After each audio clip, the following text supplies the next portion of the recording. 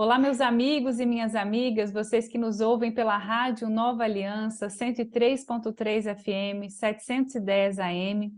Sejam todos muito bem-vindos a mais um programa de Justiça e Paz. Eu sou Ana Paula Inglês Barbalho, estou como vice-presidente da Comissão Justiça e Paz do Distrito Federal. E hoje eu tenho a alegria de receber o professor doutor Percy Coelho de Souza, do Instituto de Ciências Humanas da UNB, também coordenador de extensão do Centro de Estudos Avançados Multidisciplinares da UNB, o CEAM, e membro da coordenação do projeto Vida e Água nas Ares. O professor Percy é um convidado muito especial nesse programa, onde nós vamos tratar do tema da água. Nesta semana foi o Dia Mundial da Água, caracterizado como Dia Mundial pela ONU, e nós vamos fazer um programa especial, um programa de Justiça e Paz especial. O nosso programa de Justiça e Paz vai ao ar pela Rádio Nova Aliança, 103.3 FM, 710 AM, aos domingos às 20 horas. Logo na sequência, vocês acompanham o Evangelho de Simone Furquim e depois o programa do nosso Dom Paulo César, querido arcebispo de Brasília. Nas redes sociais, o programa ele estreia no YouTube, no Facebook, às 11 horas da manhã do sábado. Professor Percy, seja bem-vindo. Muito obrigada por ter aceitado o nosso convite. Peço que você faça a sua saudação aos nossos ouvintes e que nós entramos aí diretamente no tema do programa de hoje. Por favor. Eu é que fico muito honrado em participar dessa rádio de tão belas palavras e tão bem reconhecida, né, pelos brasileiros, principalmente os brasileiros católicos, né, brasileiros e brasileiras que entendem que uma rádio deve também difundir não só informações, não só música, mas também o amor, né? O resgate do amor. Nesse momento, mais do que nunca, nós precisamos, depois de tantos anos, os últimos anos, de muita agressão nos meios de comunicação. Então, eu que fico muito honrado desse sentimento de amor acima de... Que coisa boa, Caiu? professor. Não caiu, ele ficou mais lento.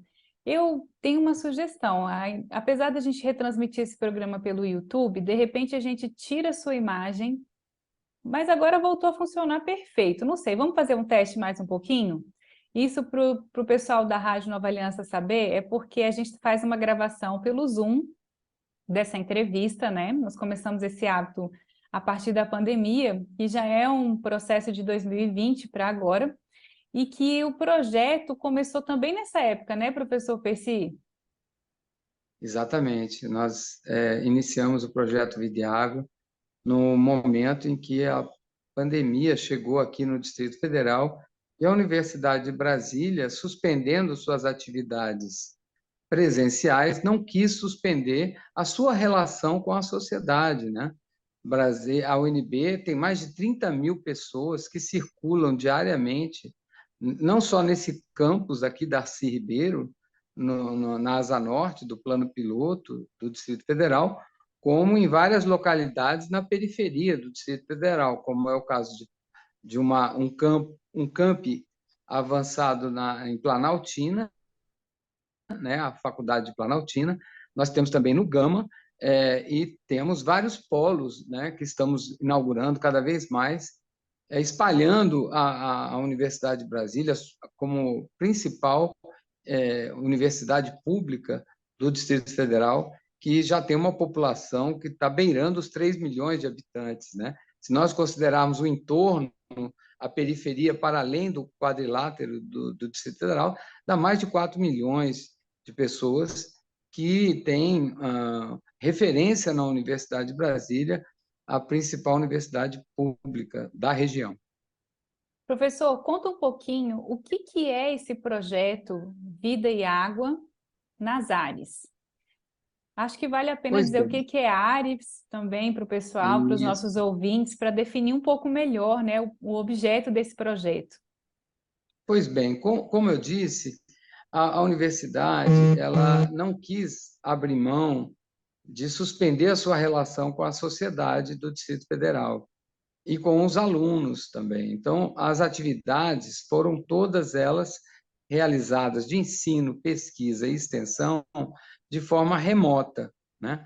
E mais do que as atividades de rotina, né, serem feitas de forma remota, naquele momento, março de 2020, a universidade conclamou todos os professores, pesquisadores, a enfrentarem a chegada do coronavírus aqui no Distrito Federal. E lançou um edital, né, para que os professores, os estudantes e técnicos administrativos se engajassem no enfrentamento, porque a universidade, sendo ciência, né, a principal porta-voz da ciência no Distrito Federal, ela apresentasse, né, a sua contribuição no enfrentamento da Covid aqui no território do Distrito Federal. E foi então que esse edital foi lançado, foi formado um comitê, né, de todas as áreas de conhecimento para gerenciar as propostas e selecionar as melhores propostas. E nós, então, reunimos vários professores atuantes na extensão da Universidade de Brasília, né? Extensão, para quem não sabe, são aquelas atividades que a universidade desenvolve diretamente relacionada com a sociedade, para fora dos muros da universidade, né? Então, a gente fez uma reunião com vários professores de diferentes áreas do conhecimento, nós agregamos aí 10 áreas do conhecimento em torno de uma proposta. Qual foi a proposta? De dar uma visibilidade a uma população que, desde 2009, foi reconhecida pelo Estado, né, na forma do poder legislativo, executivo e judiciário, de uma população que ocupava, em 2009, áreas que deveriam ser reconhecidas como áreas de interesse social, que deveriam ter acesso às políticas públicas, que não devessem ficar abandonadas, e numa lei que tem que ser feita em cidades acima de 20 mil habitantes, chamada PDOT. Essa lei é um plano diretor de ordenamento territorial. Nessa primeira lei, em 2009, do primeiro PDOT, foi aprovado, reconhecendo a existência de 39, naquela época, né? Isso em 2009, 39 áreas de relevante interesse social, ou áreas com direito à regularização fundiária, como cidades, né? Pequenas cidades. Então, essas áreas passaram a ganhar essa sigla, né? Uma sigla, ARIS. Né? Então, em 2020, nós detectamos que nas 39 ARIs criadas desde 2009, então lá se foram quase 13 anos à época, nós constatamos com dados oficiais que existiam, em plena pandemia, 200 mil pessoas, repito, 200 mil pessoas sem acesso à água potável da CAESB. A CAESB é a empresa pública operadora de acesso à água potável, que detém o monopólio do controle da água em todo o território do Distrito Federal. Então, esse dado nos chocou muito.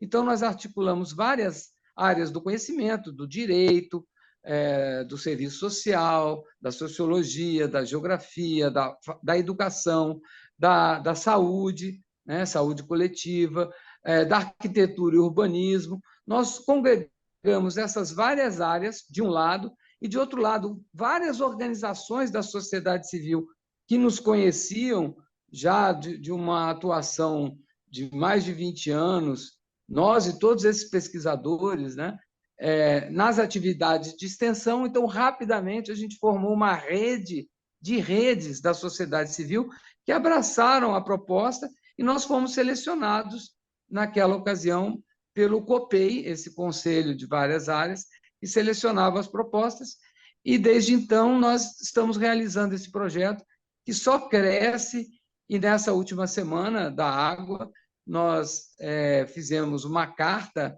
junto com o Fórum em Defesa das Águas aqui no Distrito Federal, uma carta que foi levada, inclusive, à ONU, porque a ONU também, assim como o Papa, estão reconhecendo a água como um tema fundamental para 2023.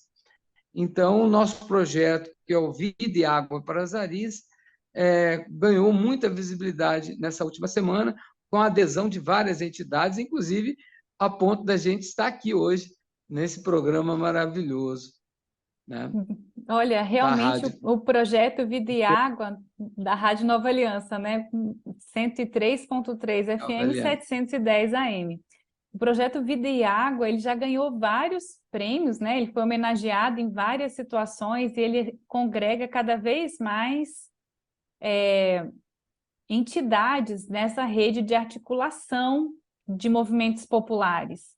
O que eu queria entender um pouco mais, para também chamar a atenção dos nossos ouvintes para a importância desse projeto, e quem tiver um movimento comunitário, quem participar de uma associação, que talvez esteja nessas áreas de relevante interesse social, como que eles ficam sabendo do projeto e como que eles podem aderir ao projeto? O que é o projeto? Qual o objetivo do projeto? Ele, formalmente, aqui na universidade, ele é um projeto de extensão, né? Cadastrado, aprovado no decanato de extensão, e que não é só um projeto, já é uma rede de, como eu falei, que são várias áreas. O decanato de extensão da Universidade de Brasília, ele atua em polos, né? Aqui na periferia do Distrito Federal. Então, tem a da Estrutural, Ceilândia, tem também no Recanto das Emas, né? Tem o polo do Paranoá, Itapuã, né? Então, a universidade está criando esses polos para se aproximar mais da periferia do Distrito Federal com as atividades de extensão. Então, o nosso projeto é mais um projeto que, como ele tem vários projetos, tem também, fora do Distrito Federal, o território Calunga, também tem um polo da UNB no território Calunga, que fica aqui em Cavalcante, em vários municípios aqui do noroeste do Distrito Federal, o entorno do Distrito Federal. Então, a UNB também tem polo fora, né, do Distrito Federal. Então, os professores que atuam nessas áreas têm reconhecido o projeto Vida e Água e têm aderido, né, com projetos Vida e Água em cada área dessa. Então, respondendo à sua pergunta, né, como as pessoas que moram nessas áreas, e aí são 53, é preciso que se diga que aumentou. Eu falei 39, era lá em 2020, quando nós começamos. Hoje, a Câmara Legislativa do Distrito Federal e também o próprio GDF já reconhece que são 53 áreas de relevante interesse social. Eu vou dizer alguns nomes aqui para você ver que são verdadeiras grandes cidades que são áreas de relevante interesse social. Por exemplo, Sol Nascente, que tem mais de 120 mil pessoas morando, é uma ARIS. Embora seja uma região administrativa, é uma ARIS. Itapuã, que tem 60 a 80 mil pessoas, né? É uma ARIS. Você tem Arapuanga, você tem Mestre Darmas, 1, 2, 3 e 4, tudo na região norte. Fercal, tem várias comunidades que são ARIS na Fercal. Enfim, em quase todas as áreas do Distrito Federal, as chamadas regiões administrativas, tem pelo menos uma ARIS, né? E essas áreas estão abandonadas. Então, quem mora nessas áreas e quiser fazer parte, seja individualmente, seja por meio de uma associação de moradores quiser conhecer mais o projeto Vida e Água para as Aris, basta entrar em contato com a Universidade de Brasília, no Decanato de Extensão, entrar na página do Decanato de Extensão e solicitar mais informações. Tem o nosso projeto lá na página.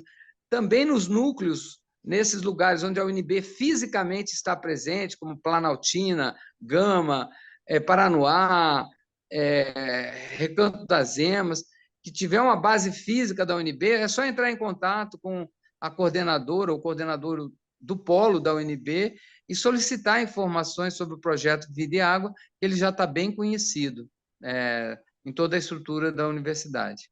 Eu acho tão importante, professor, falar sobre isso, porque o objeto do projeto é justamente trazer o acesso à água como um direito para as populações. Existem agora vários projetos no Congresso Nacional, cujo interesse é a mercantilização da água, a privatização do acesso à água. E veja, da forma como está hoje a água como um bem público, a gente já tem dificuldades de as pessoas acessarem a água potável. No fundo, essas áreas importantes, né, de interesse, áreas de regularização de interesse social, elas são áreas reconhecidas pelo poder público como sendo áreas que devem ser regularizadas e que poderiam ter o acesso a essa água potável. Ou seja, a CAESB poderia interligar a rede, poderia expandir a rede para trazer o direito à água potável para essas localidades. Então, o projeto também busca o quê? Empoderar as comunidades para reivindicar a água como direito, né? Que é muito importante. Exatamente. Você falou a palavra exata, empoderar. Nós acabamos de realizar o primeiro Empodera Aris. O que é isso? O primeiro encontro de empoderamento dessas Aris. Porque a gente tem que romper um primeiro obstáculo, a gente detectou desde 2020 para cá, nós estamos comemorando 3 anos de atuação, né, do projeto Vida e Água. Nós identificamos que o primeiro obstáculo é as pessoas saberem que elas moram numa Aris, e que, por morarem numa Aris, elas não são criminosos, não são invasores, porque aqui no Distrito Federal se tornou muito comum generalizar as situações como se fosse tudo invasão, como grilagem e tal. Não, existem áreas de invasão, é verdade, existe grilagem, é verdade, mas nem tudo é invasão, nem tudo é grilagem. E também estão divulgando muito a ideia de favela, né?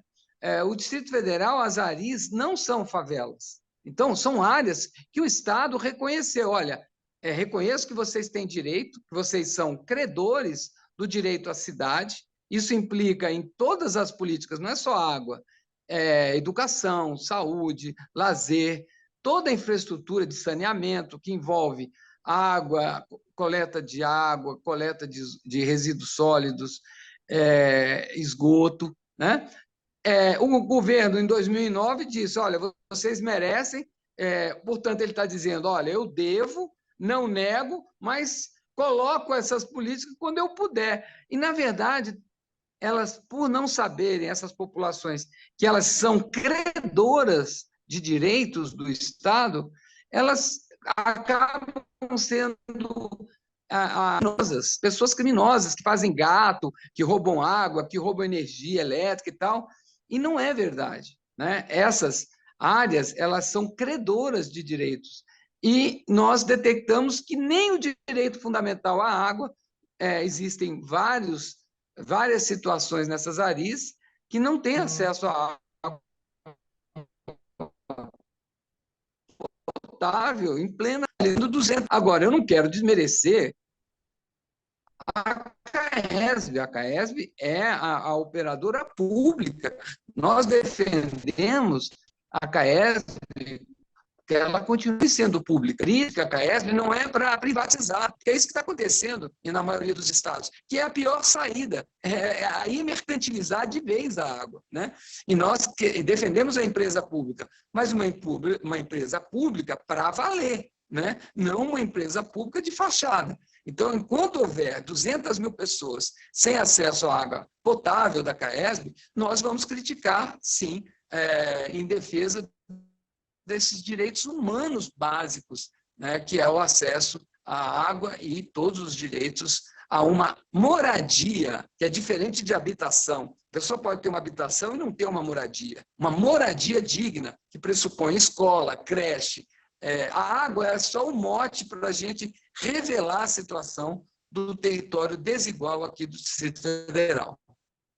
É muito importante falar sobre esse tema também, porque assim, a gente sabe que antes da Constituição de 1988, a gente poderia ter uma ideia de que essas pessoas que ocupam esses territórios, que elas não poderiam ter direito aos serviços públicos da forma como eles são prestados em locais onde a cidade já está mais consolidada, né?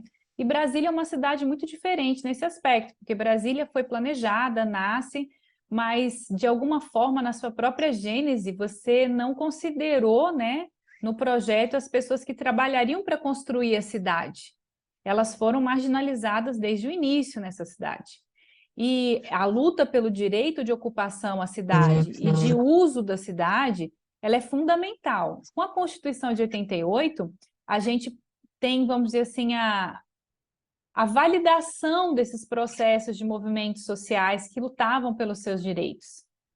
E progressivamente, dentro do judiciário, isso vai sendo incorporado e antes, por exemplo, as concessionárias de energia elétrica e de água não poderiam fazer instalação em áreas não consideradas regulares pelo poder público. E hoje já se está amplamente defendido, né, pelo judiciário que, mesmo não sendo considerado uma área regular, sendo uma área reconhecida pelo poder público, como é o caso dessas regiões, pode sim instalar energia elétrica, pode sim a transmissão de energia elétrica e pode sim instalar a tubulação de água e esgoto. Não impede, não existe esse empecilho. E a gente também luta pela CAESB pública e de qualidade. Exatamente. Pública para valer, para todos, né? Não é só para quem, como aqui no Distrito Federal, você tem áreas que abusam, né, da água e desperdiçam a água, e isso é contado como mercadoria que é paga para a CAESB, entendeu? Então, tem essa lógica mercantil dentro da CAESB. Então, tem áreas que não tem educação ecológica nenhuma, mas tem dinheiro para pagar a água, né? Como o Lago Sul, por exemplo. O consumo de um habitante do Lago Sul equivale a um bairro inteiro da periferia.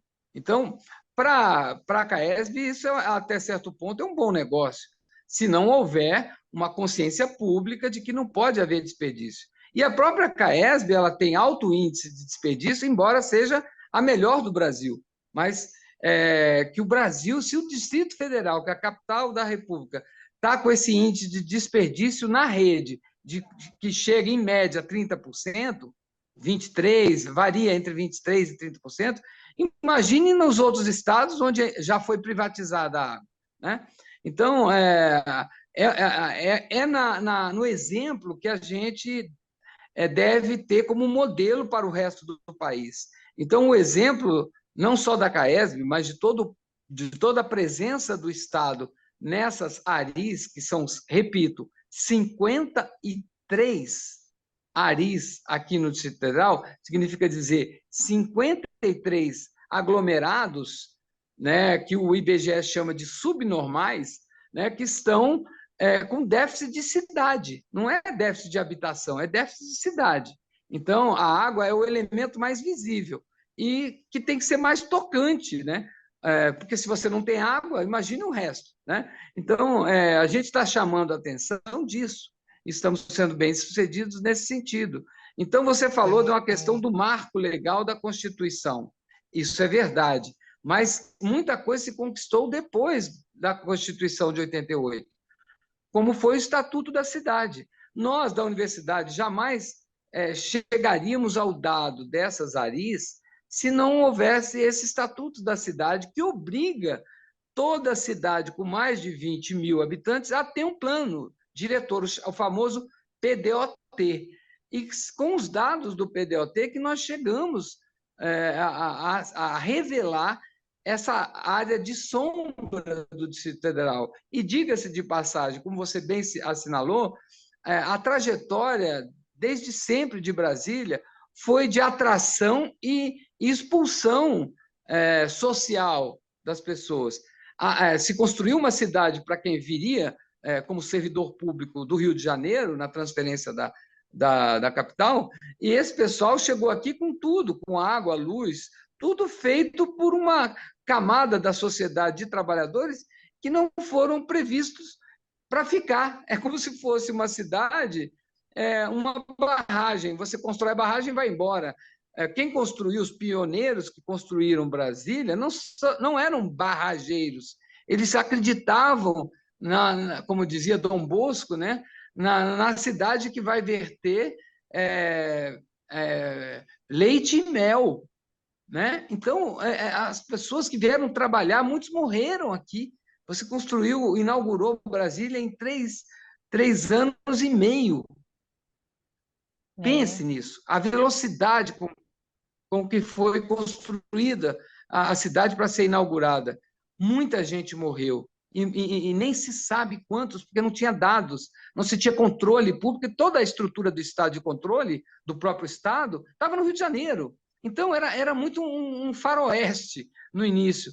E essas pessoas lutaram pelo direito à cidade. Para se ter uma ideia, o símbolo da maior cidade satélite, chamada cidade satélite, hoje é uma cidade, né, de grande importância, e reconhecida pela sua cultura, arte, produção intelectual também, em todos os sentidos.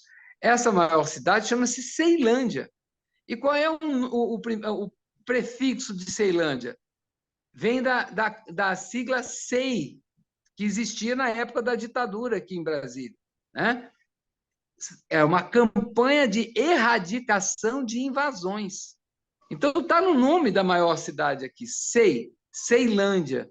Essas pessoas foram erradicadas do centro, que não permitia esse tipo de população, de trabalhadores, né, que de baixa renda, e foram literalmente jogados no mato, no cerrado, literalmente. E o símbolo dessa cidade hoje, qual é? É a caixa d'água. É uma caixa d'água. É verdade. E por que é símbolo? Por que é símbolo? Né? Tem até uma placa lá, e a administração deveria fazer, aí vai uma crítica, né? A administração de Ceilândia nunca tratou aquilo como símbolo histórico, né? É como se fosse o envergonhado, né? De reconhecer que a luta pela água virou o símbolo da cidade, tal foi a dificuldade de instalação da infraestrutura de acesso à água potável na que virou a maior cidade do Distrito Federal. Então, mas Ceilândia é um exemplo. A mesma coisa Sobradinho, a mesma coisa Planaltina, a mesma coisa, as várias cidades que são hoje regiões administrativas.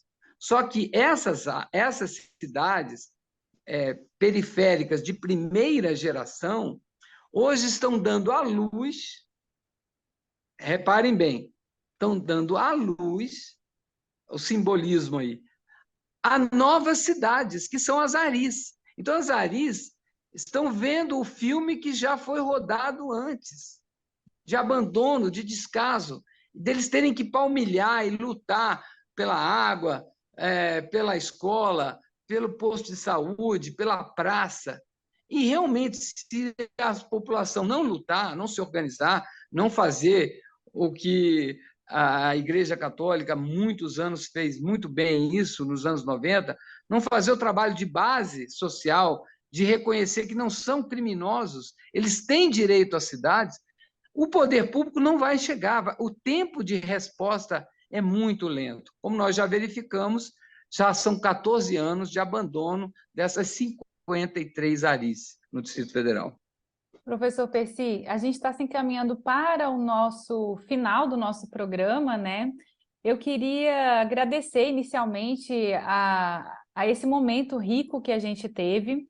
Vou abrir a minha câmera para ver se a gente agora melhorou a sua conexão. Agora, muito bem, a gente se vê. E queria que você, por favor, então, se despedisse dos nossos ouvintes da Rádio Nova Aliança 103.3 FM e 710 AM. E lembrando aos nossos ouvintes que nos acompanham também pelo YouTube, pelo Facebook, nossos internautas, que eu vou deixar o link de acesso para o projeto, o link do Decanato de Extensão. Você que nos escuta pela Rádio Nova Aliança, vou deixar o link geral agora aqui. Pegue o seu papel e a sua caneta, é www.d de dado, e de escola, X de xícara. Eu tive que pensar aqui, hein? D E de é esperança. extensão, não é? .unb.br, www.dex.unb.br.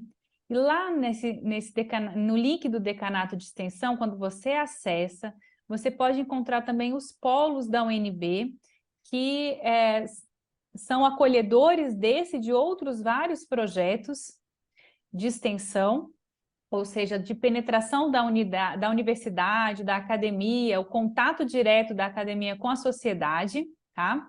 Eu vou deixar na descrição do vídeo também com as informações sobre esse primeiro encontro de empoderamento.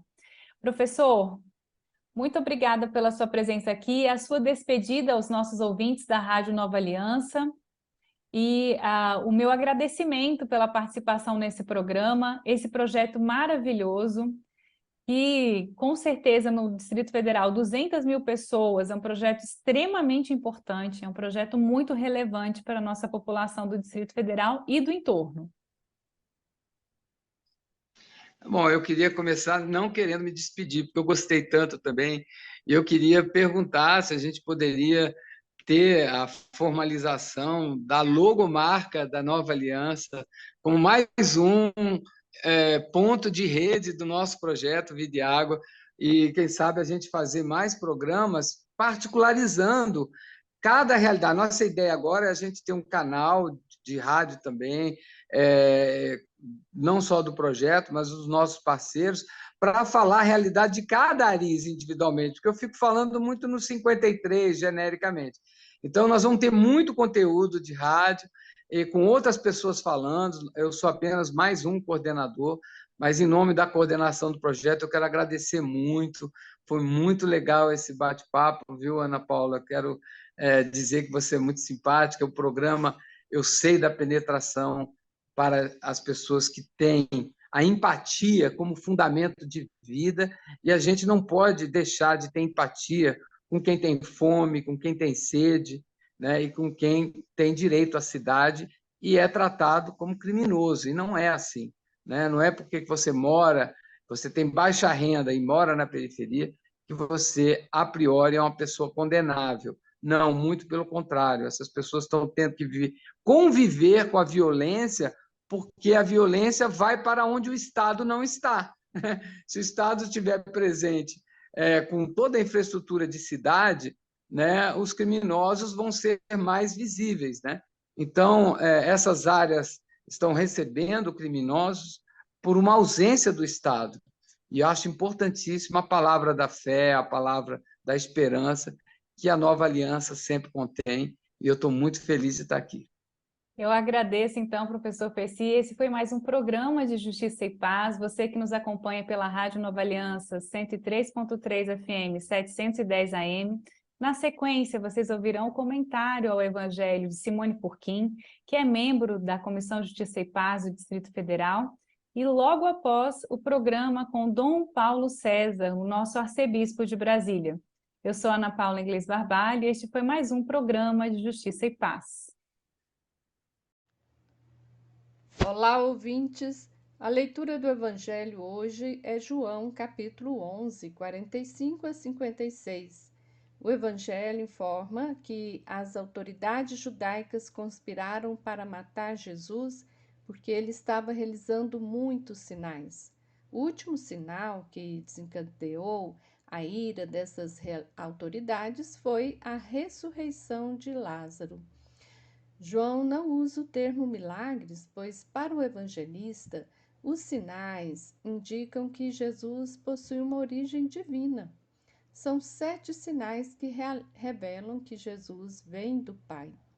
e está chegando a hora de Jesus realizar o seu principal sinal, que é vencer a própria morte e ressuscitar. Este sinal é que vai congregar os cristãos e as cristãs em torno de seus ensinamentos e práticas.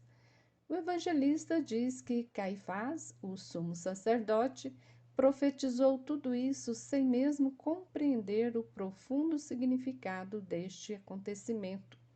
Só quem pôde compreender foram os cristãos já no final do primeiro século, ou seja, passados 70 anos da morte e ressurreição de Jesus. O Evangelho de João é uma reflexão profunda sobre o evento Jesus.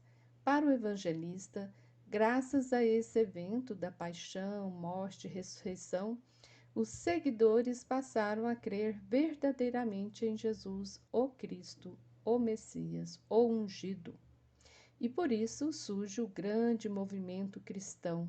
Como ele mesmo diz, Jesus morreu para reunir os filhos de Deus dispersos. A palavra de Deus, o projeto de Deus foi fecundo a partir daí. Em meio ao caos gerado diante de tantos sofrimentos que os primeiros cristãos passaram, surge um movimento de solidariedade, de amor entre os irmãos e irmãs, a partir dos ensinamentos do Evangelho, da Palavra de Deus. Hoje, nós cristãos e cristãs continuamos nos reunindo em torno desse acontecimento, Jesus Cristo, e vamos reler as narrativas sobre Jesus, porque a leitura da Bíblia é como lâmpada para iluminar o nosso caminho, a nossa realidade de vida. Também é importante compreender que a palavra de Deus não se esgota no texto da Bíblia. Todos nós continuamos tecendo este livro. A Bíblia é a palavra de Deus tecida na história humana. Diante de tantos sofrimentos vividos hoje, nossa Semana Santa deverá ser de muita união e reflexão em torno das narrativas sobre a paixão, morte e ressurreição de Jesus Cristo. E com sabedoria, vamos percebendo os sinais de Deus para nós, em nosso cotidiano, para construir uma sociedade mais humana, mais solidária, do bem viver, do cuidado com todos e com a natureza. Tudo isso se faz necessário para vencermos os poderes da morte e celebrarmos a vida em abundância. Uma Semana Santa abençoada para todos e todas.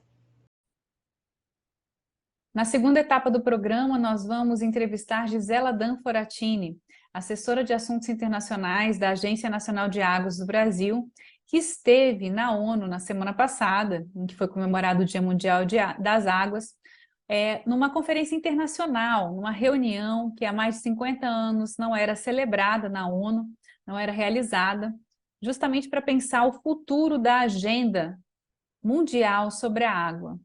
Então, um programa muito especial hoje, duas entrevistas, duas perspectivas, uma perspectiva local e uma perspectiva internacional, para que a gente possa ter um panorama completo relacionado à água no Brasil e no mundo. Vocês, nossos internautas que nos acompanham pelos canais da CJP-DF e também pelo Vida Ecossustentável, tenho o prazer de receber, então, essas entrevistas maravilhosas que fizemos nessa semana em homenagem ao Dia Mundial da Água, um especial em relação ao Dia Mundial da Água. Olá, amigos e amigas que nos acompanham pelo canal do YouTube e do Facebook, do Vida Ecossustentável e da Comissão Justiça e Paz de Brasília. Eu sou Ana Paula Inglês Barbalho, estou como vice-presidente da CJP-DF e tenho a honra de receber neste programa de Justiça e Paz a nossa querida Gisela Danforatini, que é da Agência Nacional de Águas, nesse especial que trataremos sobre o Dia Mundial da Água, que foi em 22 de março, semana passada.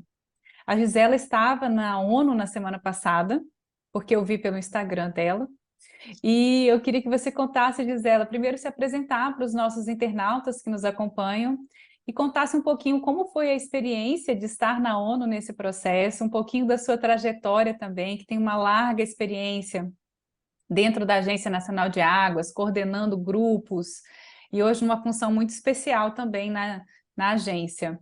Por favor, Gisela, seja bem-vinda, muito obrigada por aceitar o nosso convite. Obrigada, Ana Paula, obrigada pelo convite, um bom dia a todas e a todos, boa tarde, boa noite, enfim, me apresentando rapidamente, Gisela Foratini, trabalho há quase 43 anos com água, recursos hídricos, fui diretora da Agência Nacional de Águas por 4 anos, no mandato de 4 anos, fui diretora do IBAMA também, de Licenciamento Ambiental Federal, e atualmente eu estou nesse cargo de assessora internacional da ANA. Em relação à conferência, nós não tínhamos essa conferência há 50 anos, então, assim, foi uma conferência absolutamente histórica. Conversando com o nosso embaixador, João Genésio, em Nova York, nosso representante do Brasil na ONU, ele me disse que nunca havia visto a ONU tão cheia, tão diversa, né, em torno de um tema central para todos os estados que lá estavam com suas delegações.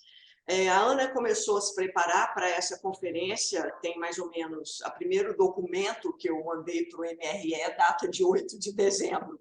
Então, desde 8 de dezembro, nós estamos organizando uma participação qualificada da agência. E dos 200 side events aí que foram aprovados pela ONU, porque foram mais de 1.500, né, side events propostos, aprovados 200, desses 200 nós participamos de quase 20 side events, é muita coisa, para 3 dias. Né? Uma delegação enxuta, foram 10 pessoas, 4 diretores, eu também estive lá, e nós tivemos no último dia, participamos da abertura na Assembleia Geral da ONU, realmente foi um momento histórico, para mim, muito emocionante, né? Ainda mais agora, nesse posto de assessora internacional. Chegar à ONU, chegar num evento que não ocorria há 50 anos para mim, sem precedentes. Né? Então, assim, participamos da Assembleia Geral da Abertura e, no último dia, nós tivemos o nosso side event, falando um pouco from goals to results, né? Dos objetivos e os resultados alcançados na questão de gestão de recursos hídricos e saneamento básico. Foi fantástico, fantástico. Gisela, me conta uma coisa, ó. Há alguns anos atrás você participou também de um evento na Índia, você é de uma rede global de discussão Sim. sobre a água, de liderança sobre a água, e você tem muitos momentos da sua vida que a água sempre esteve presente, né? O que você acha que ao longo dessa trajetória é marcante na busca da humanidade mesmo, uma visão bem geral, o que a gente precisa trazer como mensagem principal no Dia Mundial da Água? Olha, foi ótimo você ter me lembrado dessa questão. Sim, eu fui do Steering Committee, do Comitê Diretivo do Global Water Partnership, que é uma parceria global pela água, e tínhamos lá 18 pessoas pensando, né, alguns pontos importantes para a gestão desse recurso absolutamente vital para a nossa vida. E uma outra questão que você me remeteu com essa tua pergunta foi o trabalho que eu tive como diretora da ANA, coordenando os esforços da agência pós-acidente de Mariana em 2015. Então, Ana, sou engenheira civil, depois com outras especializações em recursos de saneamento, mas com esse trabalho junto ao Rio Doce, com todas as comunidades envolvidas, inclusive indígenas, você vê outras dimensões para a água. Os indígenas, naquele período, não batizaram seus filhos, porque a água estava contaminada com resíduos de mineração. Então, isso é uma coisa muito forte. E lá na conferência, nós tivemos algumas manifestações de indígenas também. Tivemos uma índia brasileira falando sobre a questão da contaminação por mercúrio nas águas lá da Amazônia. E ela dizendo, o meu leite está contaminado, o meu corpo está contaminado, porque o mercúrio contamina a terra, a água e o ar. E o meu corpo é terra, é água e é ar. Então, eu não posso amamentar o meu filho. Então, você vê aí uma dimensão, assim, foi emocionante a fala dela, mas você vê uma dimensão que todos têm que estar muito atentos, sabe? Eu voltei muito animada, sabe? Porque o Brasil, segundo a UN Water, né, que é quem comanda dentro da ONU a questão do progresso dos ODS 6, né, relacionados à água e ao saneamento, segundo a ONU, o Brasil, Gana e Singapura são os 3 países que mais apresentaram progresso em relação à implementação dos ODS 6. E se formos comparar o Brasil continental com Gana e Singapura, nós vamos ver um esforço muito maior do Brasil. Então, nós tivemos eventos fantásticos, onde a Ana não só participou de painéis de alto nível, as mesas, falando sobre a nossa experiência brasileira, mas como co-host ou co-patrocinadora daqueles painéis de discussão. Então, assim, eu voltei realmente com muito trabalho, porque os encaminhamentos dessas reuniões todas, tivemos várias reuniões bilaterais, né? Fora esses eventos que faziam parte da agenda formal da conferência, nós tivemos vários encontros bilaterais, né? Com os americanos, com os australianos, nós assinamos um acordo de cooperação com a Espanha, fantástico, a Espanha está preocupadíssima com a seca, né? Nós temos um monitor de secas no Brasil funcionando, que é uma coisa prévia.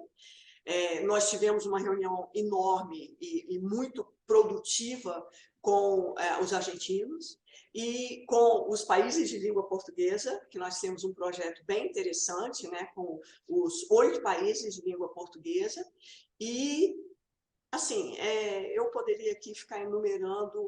E agora temos que dar sequência a tudo isso. Eu Por ia exemplo, falar para agora, você isso. Quais são por os exemplo, próximos passos imediatos? bom, imediatos são, eu diria que colocar em marcha agora o plano de trabalho com a Espanha, né? Porque assinamos um memorando de entendimento que é de interesse da Espanha absorver um pouco do nosso conhecimento em relação à questão do monitoramento de secas, né? O país está sofrendo absurdamente com a seca e fora outros N eventos. Tivemos reuniões também bilaterais muito interessantes com o Amazonas, que estava lá o governador do Amazonas, né, nos falando sobre escolas no meio da floresta. Fantástico, escolas sustentáveis, né, porque a gente sabe que a questão da conscientização do uso racional de recursos hídricos, da água, passa aí pelas nossas crianças, né?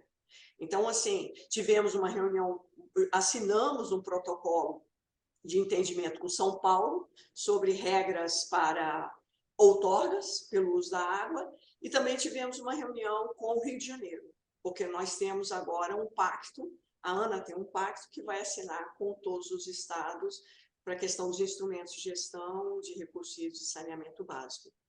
Ana Paula, foi uma agenda absolutamente intensa para 3 dias, realmente. Eu imagino. Eu queria, Gisela, que você falasse um pouco, algumas pessoas já têm comentado sobre uma agenda além de 2030. Você falou dos ODS 6, que são Objetivos de Desenvolvimento Sustentável, o 6º é relacionado à água e saneamento básico, água potável para todos, né? Para que todo mundo possa ter acesso a esse bem universal que é a água, de demanda prioritária, primária, que é a água. Mas alguns analistas já falam também em 2050, uma agenda do futuro mais distante, para a gente ter água potável disponível para todas as pessoas.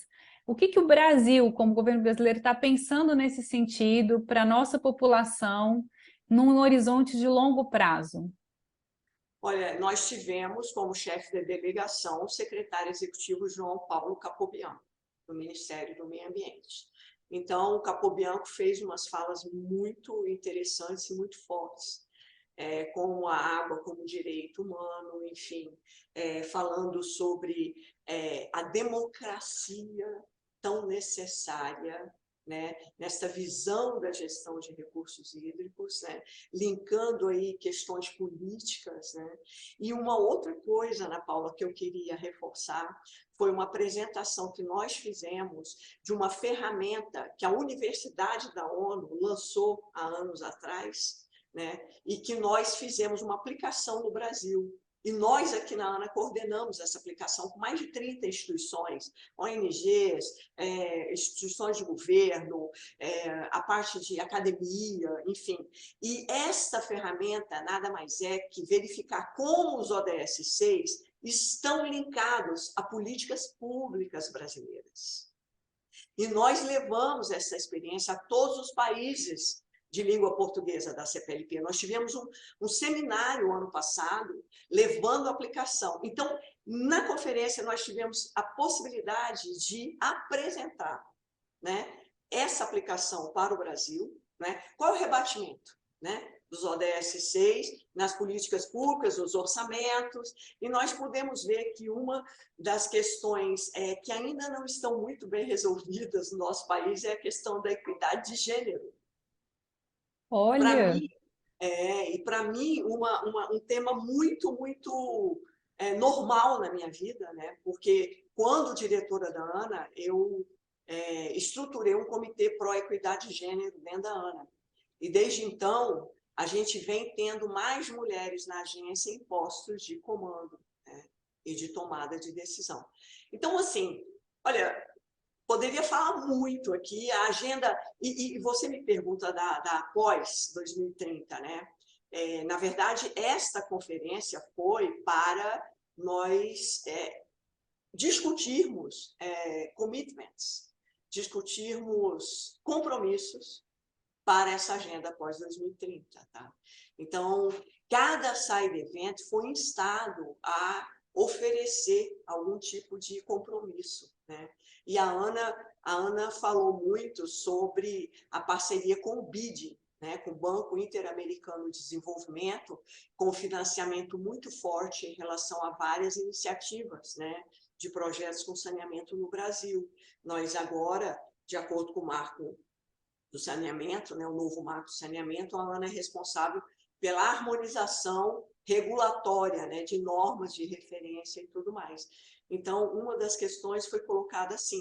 Agora, no nosso side event, muitos participaram, não só o embaixador João Genésio, como o João Paulo Capobianco, como a presidente da ANA, como o Trata Brasil, como a academia, a FGV participou, né, o BID, o PENUMA. Nossa, muita gente qualificada, né? Foi muito diverso, né? Esse side event foi muito diverso. Eu moderei, tive a grata satisfação de moderar esse side event no último dia do evento, e que para mim significou um pouco do fechamento de todo um trabalho que eu estou tendo desde janeiro, desde dezembro, na verdade. Que bom, Gisela. Trabalho que não para por aqui. Eu imagino, você tem uma agenda muito corrida. Eu queria agora deixar livre para você falar sobre algo que você tenha vontade, uma mensagem que chegue aos nossos internautas e aos nossos ouvintes, que possa ser assim a sua mensagem diante de todas essas experiências e de toda essa trajetória maravilhosa relacionada à água. Obrigada, Ana Paula. Realmente eu só sei trabalhar com brilho nos olhos. E quando se trata de água, realmente eu tenho a felicidade de trabalhar com algo que eu me formei, que o governo brasileiro me forneceu a oportunidade, uma universidade federal, de me formar. Hoje em dia nós temos a engenharia ambiental. Talvez hoje em dia, se eu fosse uma jovem, eu faria engenharia ambiental e não engenharia civil. Mas, mesmo fazendo engenharia civil, esse curso me proporcionou trabalhar com água, com recursos hídricos, com manejo de represas. E quando eu vejo meu neto de 9 anos, Ana Paula, lavando a mão rapidinho e fechando uma torneira, desde a época que nós passamos aqui em Brasília para um racionamento forte, eu vejo que há esperança. Eu vejo que há esperança, eu vejo que essa turma que está vindo é muito consciente, você mesma aí com seus filhos bem novinhos, eu sei que a gente está aqui para criar uma juventude e uma infância mais consciente, né? E eu deixo aqui uma mensagem de otimismo, eu acho que a ONU identificou que o Brasil está aí, talvez no caminho, né, da gente conseguir realmente from goals to results. Nós temos os objetivos, nós temos que alcançá-los. Ainda há muita gente sem saneamento básico no Brasil, ainda há muita gente sem água tratada nesse país, mas a nossa missão é essa. É estar falando do assunto, estar trabalhando nesse assunto e levando aí uma mensagem de que todos precisam se engajar nesse esforço. É isso, eu acho que seria isso.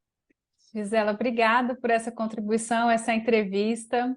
A gente agradece também essa sua disponibilidade de contar um pouco a sua experiência nesse processo da Assembleia Geral da ONU, que a gente sabe que é algo muito especial, foram poucas pessoas do Brasil que estiveram presentes nesse momento, e ainda mais assim numa posição privilegiada como assessora de assuntos internacionais da Agência Nacional de Águas brasileira, né? Pôde acompanhar e articular e coordenar toda essa galera que foi, pessoas muito qualificadas mesmo, a participação do Brasil muito diferenciada, um Brasil, como você falou, de um tamanho continental, com bons resultados para apresentar. E eu agradeço você estar aqui compartilhando com os nossos internautas.